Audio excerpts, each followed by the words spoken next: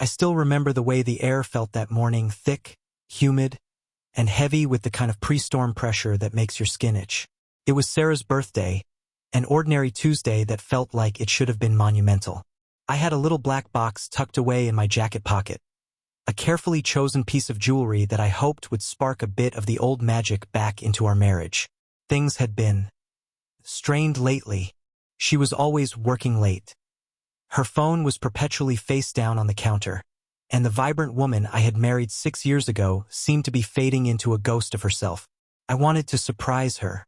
I figured if I showed up at her office, took her to that quiet little bistro we loved, and reminded her how much she meant to me, we could fix whatever was drifting us apart. I didn't know then that the real surprise of the day was already waiting for me, and it wasn't going to be a celebration. Traffic in the city was an absolute nightmare. A gridlock of frustrated drivers and blaring horns that matched the growing tension in my own chest. I was idling at a red light near the financial district, watching the crowds push through the crosswalk, when my stomach dropped. The world seemed to stop moving. There she was, Sarah. She wasn't carrying a laptop bag or looking stressed about a deadline. She was walking hand in hand with a man I had never seen before. A tall, polished guy who looked like he owned the entire block, radiating a kind of arrogant wealth that I couldn't compete with. They were laughing at something he said, looking entirely too comfortable with each other, their bodies moving in a synchronized rhythm that hit me harder than a physical blow.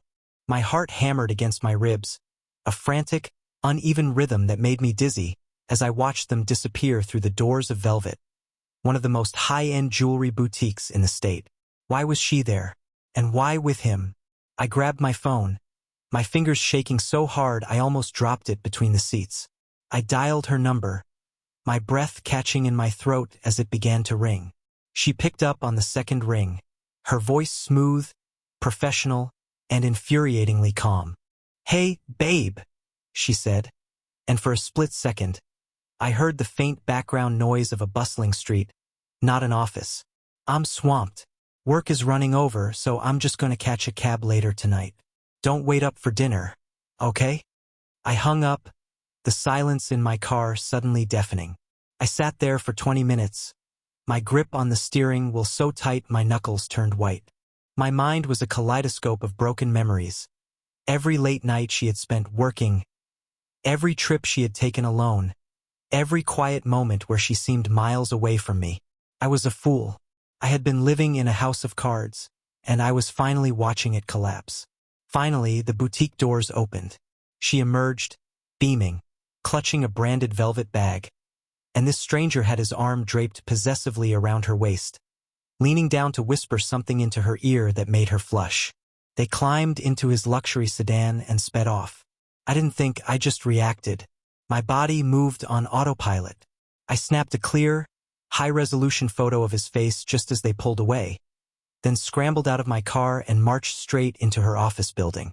The front desk clerk was already packing up for the day, her eyes glazed with the fatigue of a long shift. I didn't waste time with pleasantries. I slammed my phone onto the counter and flashed the photo on the screen. "I need to find this man. Who is he?" She barely glanced at the screen before answering, her tone detached. "Oh, that's Mr. Sterling. He's already headed out for the day, but his restaurant is on the 5th floor. You can ask the shift manager if he'll be in tomorrow." I hit the elevator, my mind racing. A restaurant owner? My gut told me he wasn't just a business contact. He was a predator, and my wife was right there in his sights. I went to the 5th floor, but the bartender gave me the real lead. "Boss isn't here tonight. He's over at Hartley's Prime on Broadway." I didn't need to be told twice. I drove across town, the neon lights of the city blurring into a smear of colors. When I pulled into the lot, I saw his car parked right out front, the same car they had just driven away in. I walked into the steakhouse, the air thick with the smell of expensive whiskey and grilled meat, a place that felt like a secret temple for the elite. I didn't stop until I reached the back corner of the room, tucked away from the main dining area. There they were, champagne in an ice bucket, a birthday cake with flickering candles, and Sarah, leaning across the table, stroking his hand like she was in a trance. The intimacy of it was nauseating. I wanted to scream, I wanted to flip the table and force them to look at me, but I forced myself to walk to the hostess stand, asked for a table with a clear, unobstructed view, and ordered a coffee. I pulled out my phone, hit record, and watched my marriage burn to the ground in high definition. Every smile she gave him was a knife in my back, and every word they shared made the life I thought we had look like a cruel, elaborate lie. I sat at that table for nearly 20 minutes, though it felt like a lifetime of watching my world disintegrate. Every time Sarah leaned in, I recorded it. Every time Hartley touched her hand, I zoomed in. My heart wasn't just racing. It was cold. A steady, icy numbness that had replaced the initial shock. I wasn't reacting with anger anymore. I was reacting with the clinical detachment of a surgeon preparing for an autopsy. I was dissecting their affair, frame by frame, gathering the evidence that would eventually serve as the weapon for my own survival. When I finally stood up, I didn't look at them again. I walked out of that steakhouse, the heavy, expensive door clicking shut behind me with a finality that made my blood run cold. I drove home in a silence so profound it felt like a physical weight in the car. I needed to see if the lie could get any deeper, if she could truly look me in the eye and pretend the world wasn't ending. I pulled into our driveway, the house sitting dark and silent. It looked like the home of a happily married couple. The same home where we had celebrated anniversaries, where we had argued over paint swatches, where we had built a life. Now it felt like a tomb. I walked inside and sat in the kitchen, turning on only the small light over the stove. I placed a bouquet of flowers on the center island, a pathetic, hollow gesture I'd bought earlier that day, thinking it would be a nice surprise. It now looked like a funeral arrangement. Sarah came home about an hour later, stepping out of a cab with a rehearsed, breezy step. When she walked in, she didn't see me sitting there in the dark at first. She was humming a tune, the same one she had been singing when she left that morning. When she noticed me, she didn't jump. She smoothed her dress, a practiced motion that made my skin crawl. "Hey," she said, her voice dropping into that sweet, saccharine register she used when she wanted to avoid a real conversation. "I'm so sorry I'm late. The work event ran way over, and then we grabbed a bite at a little cafe downtown." I stared at her, mesmerized by the sheer ease of it. She walked over, kissed my cheek, and started to ramble about a presentation and deadlines. I nodded, playing the role of the oblivious, trusting husband. I asked her, as casually as I could, if she'd received any gifts from her office friends. "Oh, just a gift card to the spa," she said without missing a beat, her eyes wide and clear, not a single tremor in her voice. She had honed this lie to perfection. She eventually went to take a shower, the sound of the running water filling the house. That was my window. I walked into the bedroom, my heart pounding in my throat, and found her purse on the vanity. My hands were steady, driven by a cold, singular purpose. I found the velvet boutique box buried deep in the lining. I opened it. The white gold pendant was breathtaking, and it felt like a dagger. I flipped it over. "Forever yours." I took my phone, focused the camera on the inscription, and captured the proof. That wasn't a colleague's gift. That was an ultimatum. That was a declaration of ownership. I put the box back, closed the purse, and left the room just as the shower turned off. The next morning, the hunt for the truth moved to the digital realm. I spent hours dissecting Hartley's online footprint. I found photos of him with his family, his wife, Eleanor, and their young son. I dug into Eleanor's background, and what I found made me realize I wasn't just in a fight. I was holding the winning hand in a war. Eleanor Sterling wasn't just a lawyer. She was a pit bull in high-end suits, a legend in family law. She destroyed lives for a living. I realized that if I played this right, I wouldn't just be ending my marriage. I would be providing the fuel for a catastrophe that would burn Robert Sterling's entire legacy to the ground. I called her office, my voice sounding like a stranger's to my own ears. I didn't give details. I just asked for a consultation. I was walking toward a confrontation that would leave no survivors, and for the first time in years, I felt entirely in control. The waiting room of Eleanor Sterling's law firm was an exercise in intimidation. It was all polished mahogany, deep leather armchairs, and an oppressive, expensive silence. Every ticking second on the wall clock felt like a countdown to an explosion. When the secretary finally called my name, I stood up, feeling a strange, hollow calmness. I wasn't just a jilted husband anymore. I was a man carrying a bomb, and I was about to drop it right into the lap of the woman who held the detonator. Eleanor Sterling's office was massive, with floor-to-ceiling windows that overlooked the city skyline. She stood up as I entered, sharp, composed, and radiating the kind of lethal intelligence that made people lose lawsuits without even realizing they'd been hit. She gestured for me to sit, her notepad already open, a fountain pen poised in her hand.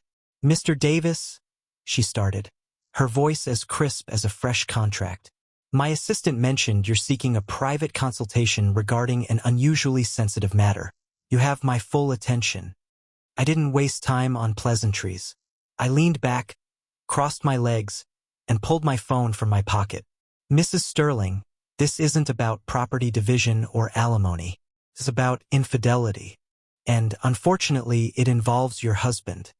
I saw the flicker, a microscopic tightening at the corner of her eyes.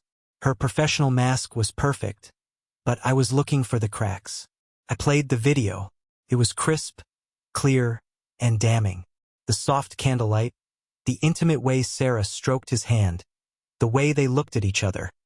It was all there, laid out in high-definition betrayal. She watched in absolute silence. She didn't gasp. She didn't look away. When the video looped back to the beginning, she simply set her pen down. The silence in the room became heavy, a vacuum that sucked the oxygen out of the space. Then, she pulled out the photo of the pendant, the "Forever Yours" inscription, and placed it alongside the footage. "I cannot represent you," she said, her voice dropping an octave, losing its professional sheen and revealing a raw, jagged edge of fury, "because I intend to be the one representing against him." We didn't need to negotiate. We were two people who had been lied to, two people who had been made fools of, and we were suddenly on the same side of a very sharp blade. She told me exactly what I needed to do. She would hand my file to a trusted colleague in her firm, someone who wouldn't just win my case, but would leave Sarah with absolutely nothing. In return, she would handle Robert. And she didn't just want a divorce. She wanted a total, scorched-earth liquidation of his life. I left her office feeling like I'd just shaken hands with the devil, and for the first time in weeks, I smiled. I called Hartley's Prime the moment I hit the street. I told them I wanted the corner table. I told them I wanted a birthday cake with a very specific, very mocking design. Everything was falling into place. I spent the next 48 hours playing the role of the perfect, oblivious husband. I told Sarah I'd booked a surprise dinner, watched her glow with the excitement of a woman who thought she was still getting away with everything. She spent the week planning her outfit, unaware that she was planning her own professional and social funeral. The stage was set, the trap was baited, and the final curtain was about to drop. I wasn't just going to end my marriage. I was going to turn it into a public spectacle that would haunt them both for the rest of their lives. Friday arrived, and the atmosphere in the city was electric, heavy with the kind of tension that precedes a violent storm. I picked Sarah up from her office, and she was in high spirits, her face glowing with the anticipation of a romantic night she thought was dedicated to her. She had absolutely no idea that the surprise I had promised was a complete demolition of the life she had been building behind my back. A house of cards ready to be swept away in a single gust. When we pulled up to Hartley's Prime, the valet took the car, and we walked into the dim, opulent dining room that smelled of expensive whiskey and grilled meat. We navigated through the quiet, refined space toward the back corner, the exact spot where I had recorded her betrayal just days earlier. The expression on Sarah's face when we arrived was something I will never forget. A sudden, jagged freeze of pure, unadulterated shock. Sitting at that table, already waiting for us, were Eleanor and Robert Sterling. I gestured to the table with a calm, steady smile that didn't reach my eyes. "I told you I had a surprise, Sarah," I said, my voice echoing slightly in the quiet room. "These are our friends, and I thought it was time we all spent this wonderful evening together." Robert looked like a man who had just seen a ghost. He was deathly pale, sweating, and clearly paralyzed by the sudden, terrifying appearance of his wife at his secret getaway. Eleanor, however, sat with a terrifying, absolute composure. We sat down, and the waiters, right on cue, brought out cold champagne and a large, ornate birthday cake. On the surface of the cake, printed in clear, unmistakable detail, were the photos of Robert and Sarah from the boutique, topped with the inscription, "Forever yours." The air in the room became so heavy it felt difficult to breathe. Before anyone could utter a syllable, Eleanor's lead attorney stepped out from the shadows and joined our table. He opened his briefcase and laid 2 thick sets of documents on the table with a confident, final motion. He placed the first set in front of Robert. "Mr. Sterling, your wife has officially filed for divorce," he stated coldly. "This is a pre-trial settlement agreement. Under the terms of their prenup, with the affair now fully documented, Robert would permanently lose the vast majority of their shared property and his entire stake in the restaurant, the very business his wife had spent years helping him build."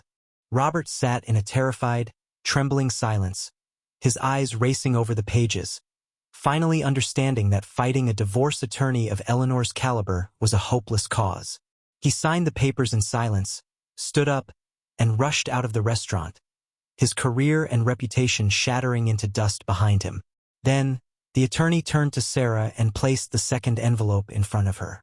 It was a property settlement agreement demanding she voluntarily and completely relinquish her share of our house in my favor.